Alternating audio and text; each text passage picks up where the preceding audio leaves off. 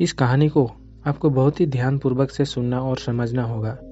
इस कहानी की हर एक सीख अपने जीवन का उतरना होगा, तभी इस कहानी का मकसद पूरा हो सकेगा।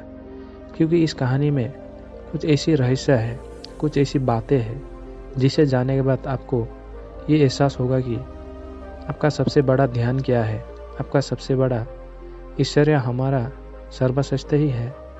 तो चलिए कहानी को शुरू करते हैं। दोस्तों, इस दुनिया में ताकतवर की ही नियति की यहाँ जगह मिलती है, कमज़ोरों की यहाँ कोई जगह नहीं। ये बात तो आपने सुना ही होगा और इस बात से अब भली भांति परिचित भी होंगे।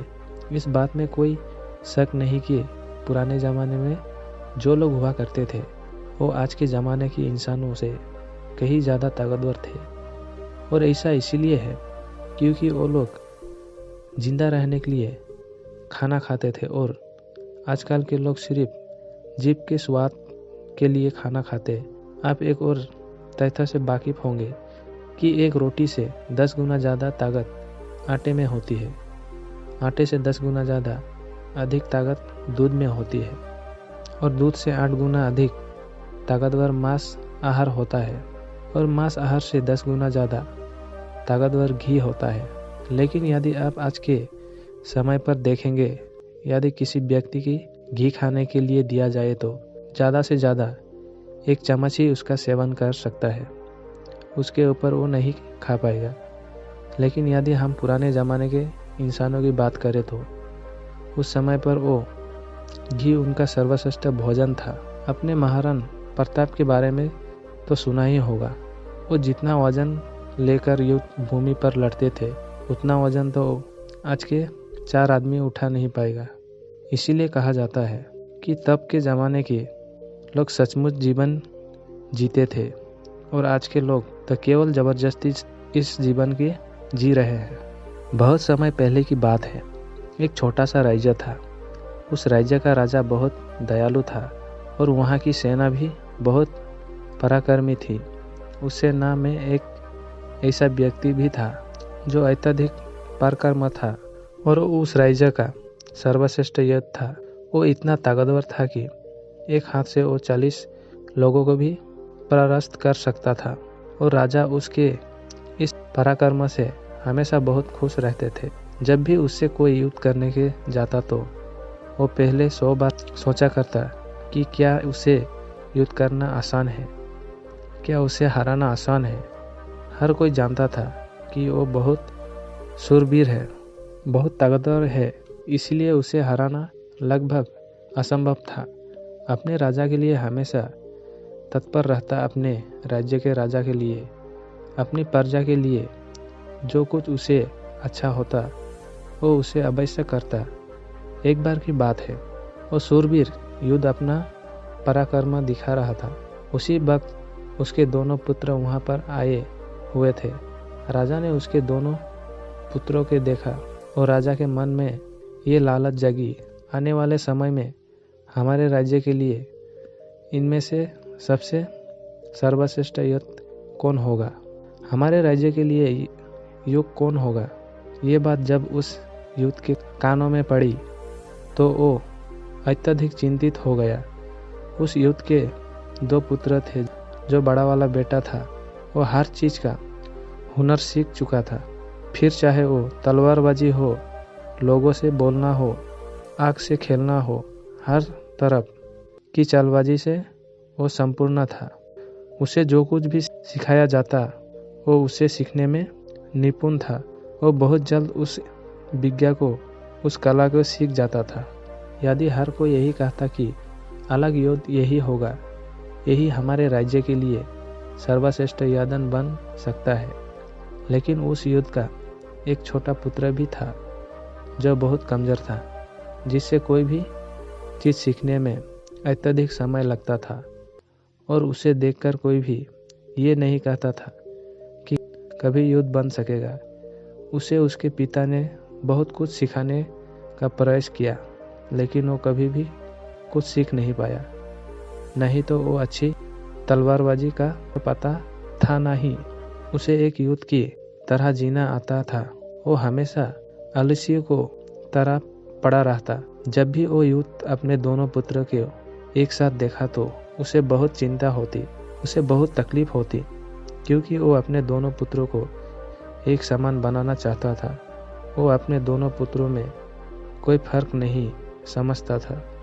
लेकिन जब भी कोई ये कहता कि बड़ा पुत्र अत्यधिक बलवान है, शूरवीर है, वो एक युद्ध जरूर बनेगा, और जब वहीं पर छोटे बच्चे के लिए कोई ये कहता ये तो कमज़ोर है, आलसी है, ये भला क्या कर पाएगा, ये सुन उस युद्ध को बहुत तकलीफ होती, बहुत दुख होता।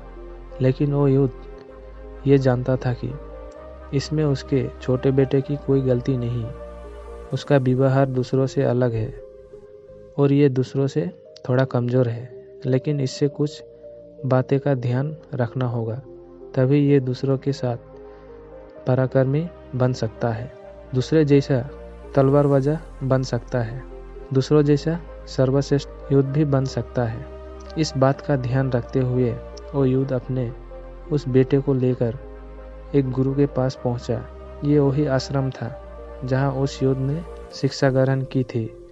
वो उस गुरु के भली भांति जानता था और ये भी जानता था कि वो गुरु उसके छोटे बेटे की शिक्षा अवश्य देंगे, जिससे वहाँ भी अन्य लोग की तरह पराक्रमी और शूरवीर बन सकता है। वो भी उन गुरु के पास ले गया, उन्हें प्रणाम किया और कहने लगा, हे गुरु, मैं चाहता हूँ कि मेरा बच्चा आपसे शिक्षा ग्रहण करे। ये थोड़ा आलसी है, थोड़ा कमज़ोर है और ये कभी कुछ सीखना ही नहीं चाहता, जबकि मेरा बड़ा बेटा बहुत साहसी है, शूरवीर है, ताकतवर है, पराक्रमी है और इस राज्य को ऐसे ही लोग की आवश्यकता है। लेकिन मेरा ये छोटा बेटा जो कि मेरी चिंता का कारण बना हुआ है, मैं चाहता हूँ कि अभी पराक्रमी बने, शूरवीर बने, ताकतवर बने, ताकि इस राज्य का हर कोई इसके भी गुण गाए। मैंने बहुत प्रयास किए, मैंने कोई तरह के उपाय भी किए ताकि अपने जीवन में कुछ कर सके, कुछ सीख सके, लेकिन ये कभी कुछ सीखना ही नहीं चाहता। मैं चाहता हूँ कि मेरे दोनों पुत्र एक बराबर, किसी में कोई कमी ना, इन दोनों को एक बराबर अधिकार मिले, लेकिन ये अपने आलस के कारण, अपनी कमजोरों के कारण हमेशा पीछे रह जाता है। मैंने इसे कई बार समझने के, लेकिन ये है कि मेरी बातों को मानता ही नहीं। अपने दोनों बेटों में कोई भेदभाव नहीं रखना चाहता, मैं दोनों को एक बराबर बनाना चाहता हूँ। उस युद्ध की ये सारी बातें सुनकर वो गुरु उस युद्ध से कहते हैं, मैं जानता हूँ तुम्हारे पुत्रों को क्या तकलीफ है, मैं इसे वैसा ही बना दूंगा जैसा तुम चाहते हो, लेकिन इसके लिए तुम्हें इसे कुछ दिन के लिए मेरे पास यहाँ पर आश्रम में छोड़ना होगा। और मैं तुम्हें यकीन दिलाता हूँ कि जब तुम वापस इसे लेने आओगे तो तुम्हें तुम्हारा यह पुत्र इस प्रकार नहीं दिखेगा। इसकी जगह पर तुम्हें वो पराक्रमी, वो ताकतवर बेटा मिलेगा जैसा तुम चाहते हो। वो गुरु अत्यधिक आत्मज्ञानी थे, बस उस युद्ध के पुत्र को देखकर ये समझ चुके थे कि उसे क्या तकलीफ है और उसे किसी तरह से ठीक किया जा सकता है, उसे किस तरह से पराक्रमी बनाया जा सकता है, क्योंकि आखिर वो एक ऐसे युद्ध का पुत्र है जिसे अभी तक कोई हरा नहीं सका था।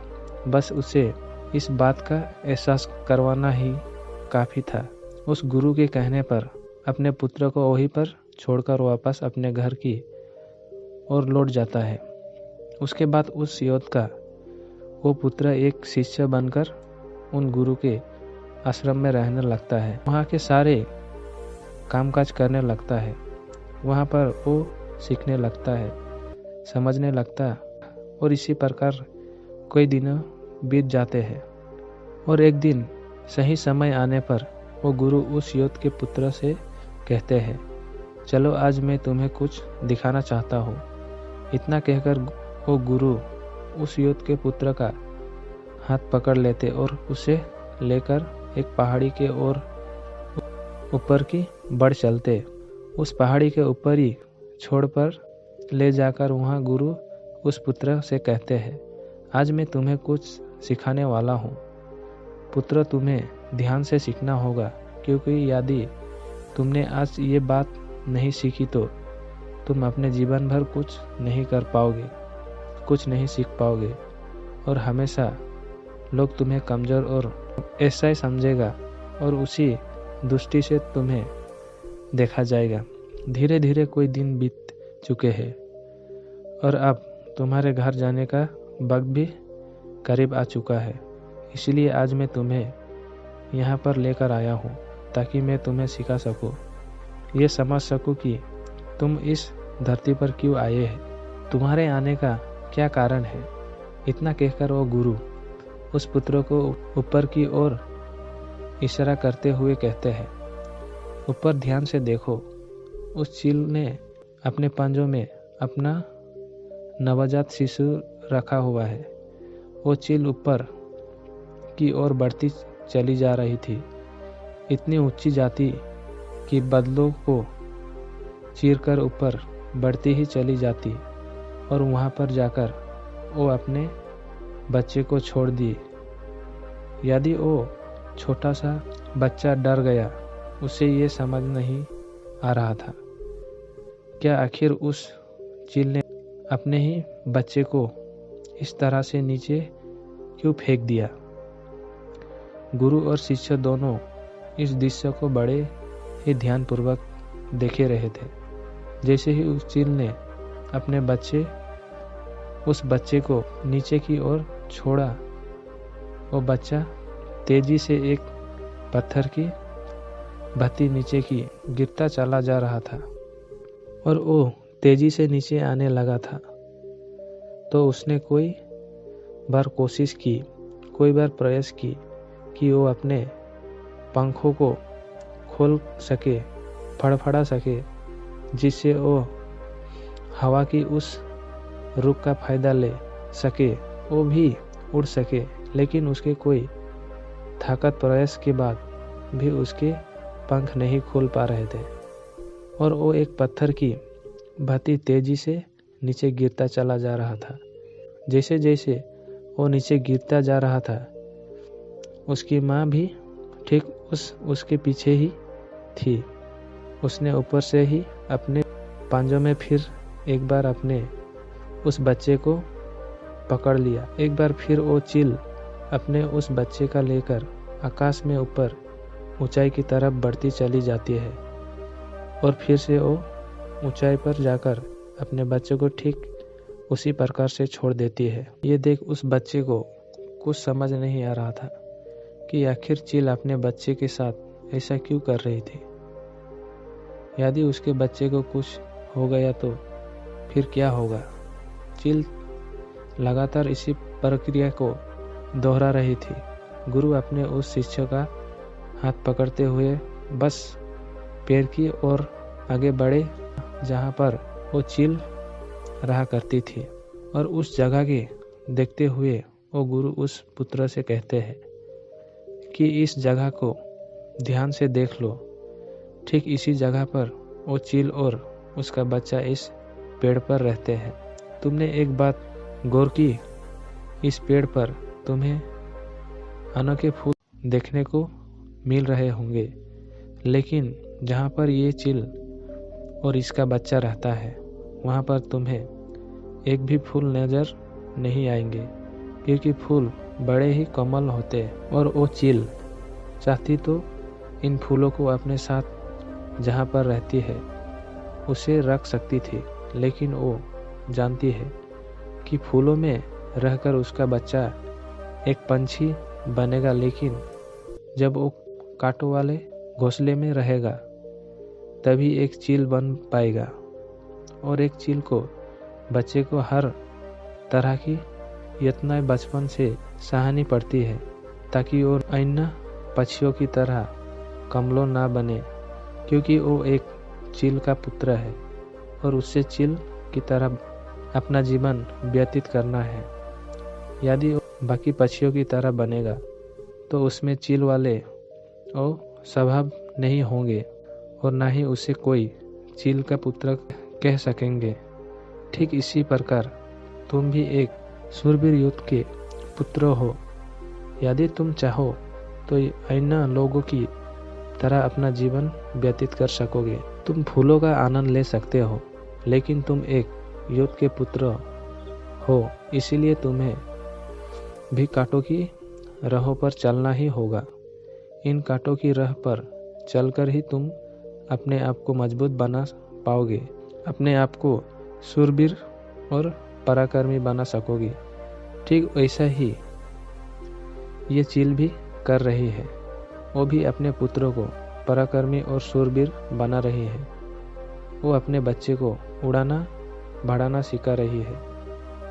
वो बार बार जाकर अपने बच्चे को इसीलिए नीचे पटक रही है ताकि उसका बच्चा खुद ब खुद उड़ना भरना सीख ले।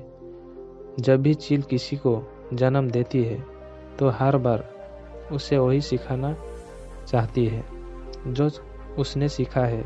वो एक चील होने का उसे एहसास करना चाहती है। किंतु यदि वही पुत्र किसी और पक्षी के घर पर जन्म लेता तो उसे इस तरह की यातनाएं ना सहनी पड़ती। उसे इस तरह से किसी भी क्रिया से ना गुजरना पड़ता। वो फूलों को घोंसले में रह सकता था। वो फूलों में पैदा होता और फूलों में ही ख़त्म हो जाता। लेकिन चील के बच्चे का एक नियम होता है, एक नियतित होती है कि नियतित उसे तभी जिंदा रखेंगी जब वो पराक्रमी होगा, शूरवीर होगा और उसे वो सारे हुनर और सारे पराक्रम सीखने ही होंगे। ठीक उसी प्रकार तुम भी एक शूरवीर योद्धा का पुत्र, एक पराक्रमी योद्धा के पुत्र, इसलिए तुम्हें भी वो हुनर सीखना ही पड़ेगा। अन्यथा अन्य पक्षियों की तरह तुम भी अपने जीवन में कुछ नहीं कर पाओगे। तुम भी एक दिन फूलों में जीकर फूलों में ही मर जाओगे। ये सब देखकर पुत्र उन गुरु के चरणों में गिर पड़ा, उन्हें प्रणाम की और कहने लगा, हे गुरुदेव, मुझे अपनी गलती का एहसास हो चुका है। मुझे ये पता चल चुका है कि मैं एक शूरवीर योद्धा का पुत्र हूँ और मुझे अपना जीवन इसी तरह से जीना है। मुझे इस हुनर को सीखना होगा। इतना कहकर वो गुरु और शिष्य वापस आश्रम की ओर लौट जाते हैं। वहाँ पहुँचने के बाद वो गुरु अपने उस शिष्य से कहते हैं, मैं तुम्हें कुछ ऐसी बातें बताने जा रहा हूँ जिससे तुम्हें अपने जीवन के उतारना होगा। यदि तुम इन बातों को अपने जीवन में उतार लेते हो और इसे तुम्हें जीवन भर याद रखना होगा। जो कुछ तुम्हें अभी उस चील से सीखा है वो तुम्हारे लिए एक ऐसी सीख है जिसे तुम कभी नहीं भूलना चाहिए। लेकिन तुम एक चील नहीं हो और चील के बच्चे की तरह तुम इन ज्ञान को भी अर्जित नहीं कर सकते। आखिर तुम एक इंसान हो और तुम्हें इंसानों की तरह ही अपने शरीर को बनाना होगा। आज मैं तुम्हें कुछ बातें बताने जा रहा हूँ जो तुम्हें अपने घर जाकर करनी होगी, जिससे तुम एक पराक्रमी योद्धा बन सकोगे और अपने शरीर को सर्वश्रेष्ठ रख पाओगे। क्योंकि एक शूरवीर हमेशा अपने शरीर का ध्यान रखता है। वो हमेशा अपने शरीर को चुस्तीला और फुर्तीला बनाया रखता है, जिसके कारण वो कभी बीमार नहीं पड़ता। तुम्हें भी इस बात का ध्यानपूर्वक ध्यान रखना होगा। तुम्हें सुबह जल्दी उठना होगा। 7 से 8 घंटे की नींद तुम्हारे लिए महत्वपूर्ण है। इससे ज़्यादा कभी मत सोना। सुबह जल्दी ही उठकर अपना जो हुनर है उसका अवश्य करना। जिस प्रकार तुम्हें पिता एक योद्धा है पर सुबह उठकर अपने सभी हुनर का अवश्य करते, ठीक उसी प्रकार तुम्हें भी सुबह उठकर अपने सभी हुनर का अवश्य करना होगा। एक प्राणायाम करना होगा जिससे तुम्हारा शरीर पूरी तरह से बस्तवत होगा। जितना तू अपने शरीर बस्तवत रखोगे उससे भी ज़्यादा तुम अपने अंदर की शक्तियों को समर्थ बना पाओगे। और तुम्हें एक बात और याद रखनी होगी, जितना तुम्हें अपने ऊपरी शरीर का ध्यान रखना है उतना ही तुम्हें अपने भीतर के शरीर का भी ध्यान रखना है, अर्थात अपनी मानसिक शक्ति का भी तुम्हें ध्यान रखना होगा, इसे भी बढ़ाना होगा। और ये मानसिक शक्ति तुम्हें ध्यान से मिलेगी। इसीलिए हमेशा ध्यान करना, हमेशा सुबह उठकर प्राणायाम करना, हमेशा सुबह उठकर योगा करना, ये तुम्हें मजबूती प्रदान करेगा। और यदि इसके बाद भी तुम सुबह जल्दी नहीं उठ पाते, तुम इस आदत को नहीं अपना पाते, तो मेरा एक और सबक याद रखना। जिस दिन तुम उठने में लेट हो जाओगे, अर्थात जितना समय तुम देरी से उठे अपने शरीर पर, उतने ही कड़ो मरबन जब तुम ये क्रिया 10 से 4 दिनों करोगे तो तुम खुद ही अपने आप में वो बदलाव देख पाओगे कि तुम अपने आप ही अपने समय पर उठना शुरू कर पाओगे। दूसरी बात जो तुम्हें हमेशा ध्यान रखनी है कि तुम्हें हमेशा सर्वोत्कृष्ट और सर्वश्रेष्ठ खाना ही खाना है। ऐसी चीज़ें कभी मत खाना जो तुम्हें शरीर को नुकसान पहुंचाती है। हमेशा सर्वश्रेष्ठ खाना ही खाना, जैसे हरी सब्जी, फल, दूध, दही। तुम भोजन अपने शरीर के लिए करना, ना कि अपनी जीभ के लिए, ना ही स्वाद के लिए। अगली बात गुरु अपने शिष्य से कहते हैं कि जब भी तुम्हारे मन में कोई चिंता हो, कोई ऐसा विषय हो जिसे लेकर तुम बहुत चिंतित हो, तो ऐसी बातों अपने घर परिवार में अवश्य बताना। यदि तुम इन बातों को अपने मन में रखते हो तो ये बातें तुम्हें मन ही मन कमज़ोर बनाती चली जाएगी। ये चिंता तुम्हें अंदर ही अंदर खाती चली जाएगी और तुम खोखले होते चले जाओगे। और याद रखना, जब हमारा मन बीमार पड़ता है तो वो हमारे शरीर को भी बीमार कर देता है। इसीलिए कोई भी बात भी छुपा कर मत रखना। हर बात अपने घर वालों और अपने परिवार को अवश्य बताना। आगे वो गुरु अपने उस शिष्य से कहते हैं, हमेशा सकारात्मक सोच रखना, कभी भी नकारात्मक विचार अपने दिमाग में आने मत देना। सबके जीवन में उतार और चढ़ाव तो आते ही रहते हैं। सभी को जीवन में सुख और दुख लगा ही रहता है, कभी अच्छा तो कभी बुरा। जीवन इसी प्रकार चलता है। तुम्हारे जीवन में समय चाहे कैसा भी क्यों ना आए, लेकिन तुम्हें हमेशा एक सकारात्मक सोच ही अपनानी है, जिससे तुम अपने जीवन में आने वाले कठिन से कठिन परिस्थितियों का सामना हंसते हुए और बड़ी ही सरलता से उसका सामना कर सकोगे और जीवन में आगे बढ़ पाओगे। अगली बात जो तुम्हें याद रखनी चाहिए, क्यों तुम्हें हमेशा मुस्कुराते रहना है, क्योंकि एक युद्ध यदि चिंतित हो तो उसका राज्य भी चिंतित हो सकता है। और तुम्हारी मुस्कुराहट से ही सबको ताकत मिलती है। तुम एक शूरवीर युद्ध के पुत्र, तुम्हारी हंसी तुम्हारे चेहरे से अलग नहीं होनी चाहिए। तुम्हारा मुस्कुराते रहना ही तुम्हारे और तुम्हारे राज्य के लिए उचित है, और ये तुम्हारे राज्य को एक सकारात्मक ऊर्जा प्रदान करता है। और तुम्हारा मुस्कुराते रहना तुम्हारे लिए भी अच्छा है। ये तुम्हारे भीतर सकारात्मक ऊर्जा और का प्रवेश करता है। गुरु अपने उस शिष्य को आखिर सीख देते हुए कहते हैं, हमेशा अपने जीवन में दान पुण्य करते रहना, तो इससे कभी पीछे मत हट। तुमने देखा होगा कि राजा महाराजा ऐसे होते हैं, कोई दान के समय पर उसने उनसे जो मांगा जाए वो सब देने के लिए तैयार हो जाते हैं। फिर चाहे आप उनका राजपाट ही क्यों ना मांग ले।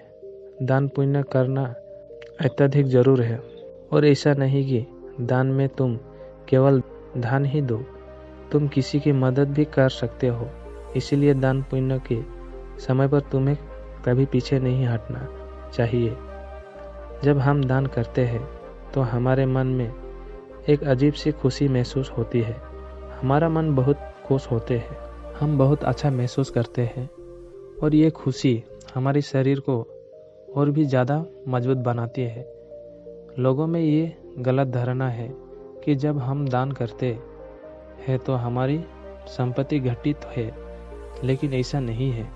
जब हम दान करते हैं तो इससे हमारी संपत्ति घटित नहीं बल्कि बढ़ती चली जाती है। इसीलिए दान करने से कभी पीछे मत हटना। जब भी तुम्हें मौका मिले तो दान अवश्य करना। इतना कहकर गुरु शांत हो गए और शिष्य उन गुरु के चरणों में प्रणाम करके उसने कहता है, हे गुरु, आपने जो मुझे शिक्षा दी, ये शिक्षा मैं अपने जीवन भर याद रखूंगा। मैं इसे कभी भूल नहीं पाऊंगा। हे गुरु, अब मुझे आज्ञा दीजिए। मैं अपने घर जाना चाहता, अपने पिता की तरह एक पराक्रमी योद्धा बनना चाहता हूँ।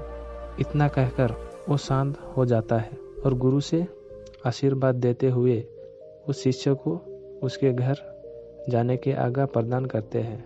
दोस्तों, उम्मीद करता हूँ कि आपने आज की इस कहानी से जरूर कुछ न कुछ सीखा होगा। तो आज की इस कहानी में आपने जो कुछ भी सीखा है, आप उसे अपने जीवन में ज़रूर उतारोगे, क्योंकि ये बातें अपना जीवन बदल कर रख देगी। और अगर आपको ये कहानी थोड़ी सी भी अच्छी लगी है तो इस कहानी को अपने दोस्तों के साथ शेयर करना ना भूलें। नमो बुद्धा।